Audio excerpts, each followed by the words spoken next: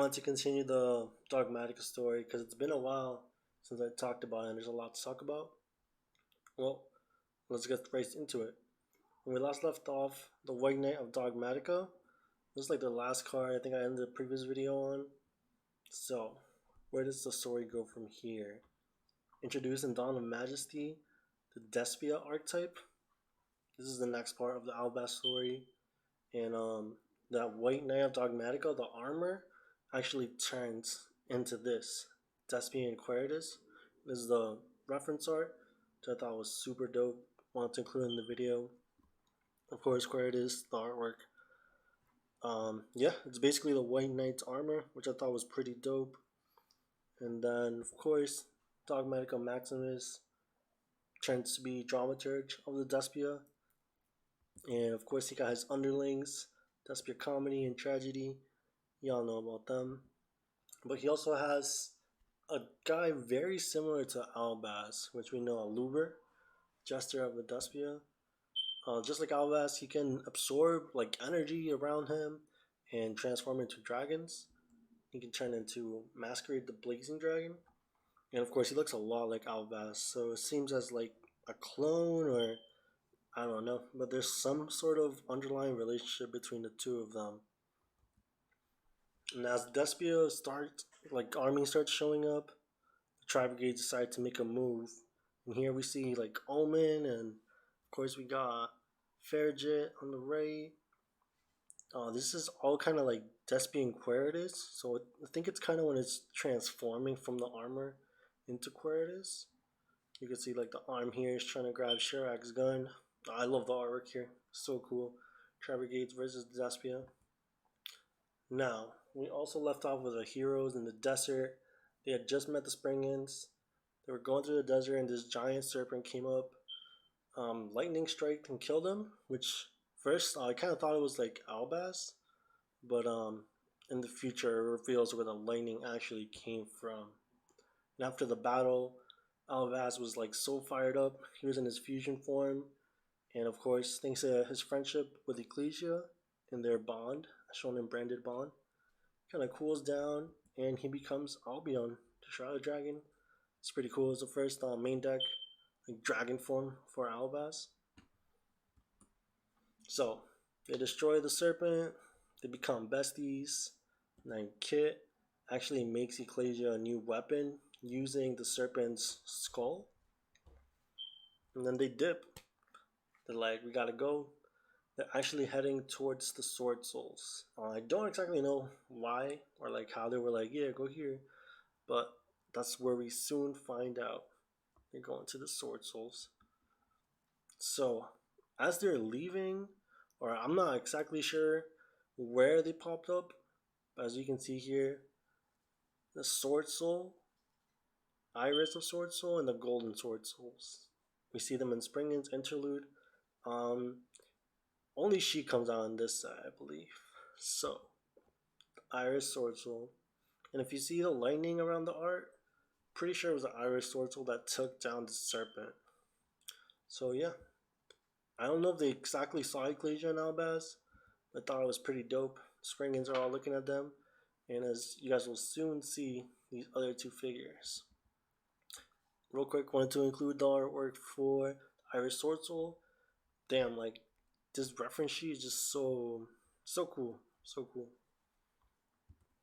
And of course, the other two figures are the Golden SWORDSOULs. It's not really played in any decks, so some of you might not have heard of it, but I thought it was pretty cool. And it's actually Theo and Aiden from the Dogmatika. They've turned into a SWORDSOUL, honorary SWORDSOUL. Pretty dope tuner. So that's pretty much where we left off. Dawn of Majesty. See the Despia army grow. We see our heroes move on to the next journey, and I guess the other heroes, the Iris SWORDSOUL and the Golden SWORDSOULs, heading back to the Dogmatika Nation. Now, Burst of Destiny, SWORDSOUL Emergence. Here we actually see kind of like in the past, we can see the three Dogmatika creatures, Dogmatika monsters. Y'all know what I mean. But yeah, Iris SWORDSOUL being carried. This is obviously the SWORDSOUL monsters. You can see Moi with little fairies. This looks to be, I think it's Cheng Yang, but I could be wrong. Kind of hard to tell. This is definitely Teo. Let's look at that sword and maybe we'll find it. Let me know in the comments if you guys spot the sword. Looks like Cheng Yang. But obviously they're damaged. The sword soul emergence. Such a cool way to start. Burst of Destiny. Awesome artwork. Next we see our heroes. Pulled up. Sacred Summit. Look at this, it's beautiful. You already know. And now the really cool thing about these rocks is they are actually ice jades when they die. So in Burst of Destiny we got introduced to the Sword Soul archetype and the ice jades. And I'll go into a little more detail of what that means. That they die and turn into stone. So yeah, we see Cheng Yang. Look at that sword. Definitely was Cheng Yang in the middle. It's the captain, the main boy. He looks awesome. You got the Grandmaster Shishao, the two new blood, which is Moyi, and this is the reference art, and Tai. Let's take a moment to look at the reference art actually. It's kind of fire. This sword was actually given to her by Longyon. So yeah. And then this guy doesn't see a lot of play. Allspice, Chenjun, but he's lit. His horn is like a sword soul thingy. Like as we see in the artwork of one of the trap cards, he actually turns like Ecclesia into a sword soul with his horn. And I'll get more into that in a second. I know I spoiled it, but you got Longyon, the strategist, and the reference art for him. And I was just talking about earlier, in Sword Soul Assessment, you can see his horns kind of like giving them energy. It's kind of like going around both Albion and Ecclesia. To me, it's kind of like a branding of the Sword Souls, even though, we don't really, branded is like one of the archetypes tied to Albas. But to me, that's what they're kind of doing. They're like branding them in Sword Souls, shown in Sword Soul Assessment. So Ecclesia, becomes an honorary Sword Soul, turning into Incredible Ecclesia, the Virtuous. We'll just say this artwork, it's beautiful. Got this reference art for it too. Amazing. I think we actually got this way before we got the actual card. I think I showed this in one of my previous videos. A really cool thing to point out is the little smoke you see here. That's what the spring-ins actually are. So Kit builds them like bodies, mechanical bodies, and they're kind of just like smoke. They're kind of just like a little entity, but they can like, take over and become kind of alive in that new body, as we can see with the whole spring-in deck. So it's pretty cool because this weapon's alive in a way. And yeah. So we introduce those Sword Souls. Ecclesia becomes an honorary member. What's next?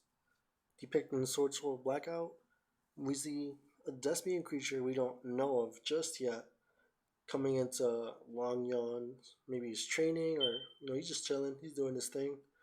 This guy pulls up, and what happens? Well, Longyon loses and gets corrupted. This card is not from Bode, but I thought it was very important to the storyline and what's included here. Also, got some reference art. Sick. Now, I talked about earlier that the ice jades die and become giant rocks. Those rocks are actually used to make the Sword Soul swords. So it's really cool. They share a kind of like a symbiotic relationship in a kind of way.